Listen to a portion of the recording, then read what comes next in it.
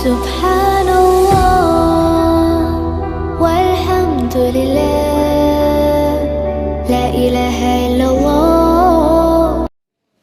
अस्सलाम वालेकुम दोस्तों, मैं बुरहान आपका खैर मकदम करता हूँ अपने चैनल इस्लामी माशरा पर। दोस्तों, वीडियो शुरू करने से पहले आपसे एक दरख्वास्त है कि प्लीज़ बराए मेहरबानी मेरे चैनल को सब्सक्राइब कर दीजिए अगर अभी तक आपने नहीं किया है तो।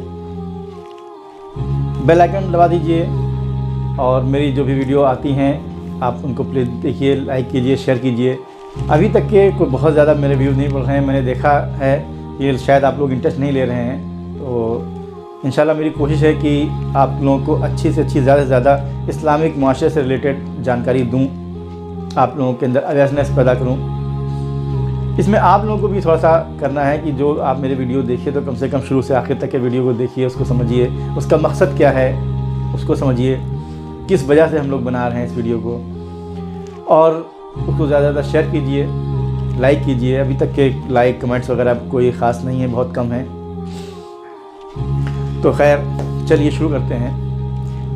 पिछली वीडियो जो मैंने बनाई थी वो मैंने बनाई थी मीरास के ऊपर, मीरास की तकसीम। और उससे कुछ कबल मैं एक वीडियो बना चुका हूँ बेटियों में विरासत का हक, बेटियों का विरासत में हक के ऊपर। जैसा आप लोगों ने देखा है मेरी वो बेटियों का विरासत में हक वाली वीडियो, तो उसमें आपको यह मालूम पड़ा होगा कि जो विरासत में हिस्सा होता है बेटी का, तो 2 बेटियों के बराबर 1 बेटे का हिस्सा होता है, या अगर इसको दूसरे तरीके से कहें तो बेटी को बेटे का आधा मिलता है। तो अब इसमें बहुत से लोग ऐसे हैं जिनको नहीं जानकारी है, तो कोई कहता है यार तो बड़ी नाइंसाफ़ी है, बेटी को आधा मिल रहा है और बेटे को पूरा मिल रहा है, कि बेटियों के साथ नाइंसाफ़ी क्यों। कोई दिल के अंदर, आदमी के अंदर ख्याल आ सकता है किसी बेटी के यहाँ के दिल में, यार ये तो मेरे साथ नाइंसाफ़ी है। लेकिन हकीकत में ये नाइंसाफ़ी नहीं, ये अल्लाह ताला का असली इंसाफ है। जब आपको पूरी बात मालूम पड़ेगी हकीकत में कि किस वजह से ये अल्लाह ताला ने ऐसा कानून किया कि बेटी को आधा मिल रहा है और बेटे को डबल। इसकी जो सबसे बड़ी मेन वजह है, तो देखिए जब तक कि आपको पूरी बात नहीं मालूम होगी, इस्लाम के सारे कानून नहीं मालूम होंगे, क्या मसले मसाइल हैं नहीं मालूम होंगे, जो मोटे मोटे हैं, तो आदमी यही सोचेगा। अब देखिए है क्या, इस्लाम के अंदर औरत के ऊपर अल्लाह ताला ने कोई ज़िम्मेदारी नहीं रखी है। औरत के ऊपर अपने खर्च की कोई ज़िम्मेदारी नहीं है, अपने शौहर के खर्च की ज़िम्मेदारी नहीं है, अपने बेटों के खर्च की ज़िम्मेदारी नहीं है, अपने माँ बाप के खर्च की कोई ज़िम्मेदारी नहीं है। जो भी अखराजात हैं वो जब तक बेटी अपने बाप के घर है तो बेटी के जो भी अखराजात हैं वो बाप पूरे करेगा। यानी कि बेटी के ऊपर खुद अपने खर्च की भी ज़िम्मेदारी नहीं है। जब बेटी ब्याह करके शौहर के घर जाएगी तो शौहर उसके अखराजात पूरे करेगा। मर्द के ऊपर ज़िम्मेदारी है कि वो अपने बीवी का, अपने बच्चों का, अपने माँ बाप का ख्याल रखे, और जो भी खर्च करने की ज़िम्मेदारी है तो वो मर्द के ऊपर रखी गई है। कमाने की ज़िम्मेदारी जो रखी गई है वो मर्द के ऊपर रखी गई है। तो जब सारी ज़िम्मेदारी मर्द की है और औरत की ज़िम्मेदारी इस सिलसिले में नहीं है, तो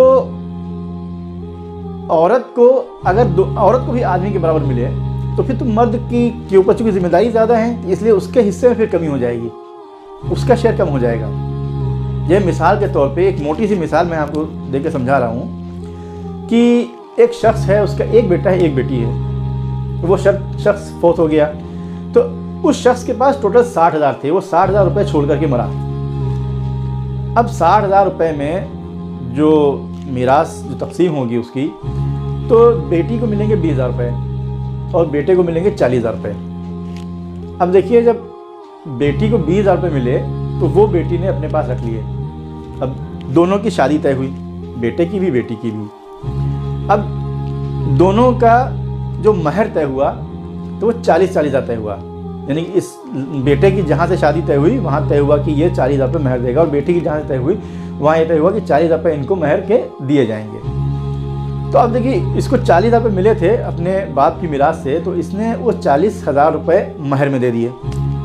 अब इसके पास क्या बचा? कुछ नहीं। बेटी को 20,000 रुपये मिले थे। अब बेटी की शादी जब हुई तो बेटी को जो महर से मिले वो 40,000 मिले, तो बेटी के पास कितने रुपए हो गए? 60,000 रुपये। अब वो 60,000 रुपये का क्या करेगी? उसकी कोई जिम्मेदारी नहीं है 60,000 रुपये को खर्च करने की। वो चाहे 60,000 रुपये अपने कहीं इन्वेस्ट कर सकती है, अपने पास रख सकती है, आगे के लिए रख सकती है, चाहे तो किसी के ऊपर खर्च करना तो कर सकती है, लेकिन उसके पास जिम्मेदारी नहीं है। अब देखिए, जो उसका बेटा था, एक तो महर उसने अदा किया, अब वो बीवी को लेकर के आया। अब उस बेटे की अपने जो खर्च की ज़िम्मेदारी है वो है, प्लस उस बीवी की जो ज़िम्मेदारी खाने कपड़े की जो और उसके अखराजात दवा वगैरह की जो भी ज़िम्मेदारी है वो उसके शौहर की, यानी इस बेटे की। तो अब ये कमा के लाएगा, अपने बीवी पर खर्च करेगा, अपने बच्चों पर खर्च करेगा। और उधर बेटी को देखिए, बेटी को 60,000 उसके पास आ गए, मतलब 20,000 रुपये उसके मिरास के और 40,000 रुपये उसके महर के। अब उसको उसकी जो अखराजात हैं वो उसके शौहर पूरे करेगा, शौहर कमा करके लाएगा, शौहर बीवी को खर्चा करेगा, जो भी खाना कपड़ा लत्ता दवा दारू जो भी है। तो अब यहाँ पे इस वजह से ये जो इंसाफ है, क्योंकि मर्द के ऊपर जिम्मेदारी नहीं रखी गई, मर्द के ऊपर जिम्मेदारी रखी गई है, औरत के ऊपर जिम्मेदारी नहीं रखी गई है, इसलिए इस मीरास को इस हिसाब से तकसीम किया गया कि आदमी क्योंकि उसके ऊपर जिम्मेदारी है उसको पैसा ज़्यादा मिले, बेटी उसके ऊपर जिम्मेदारी कम है तो उसको पैसा कम मिले।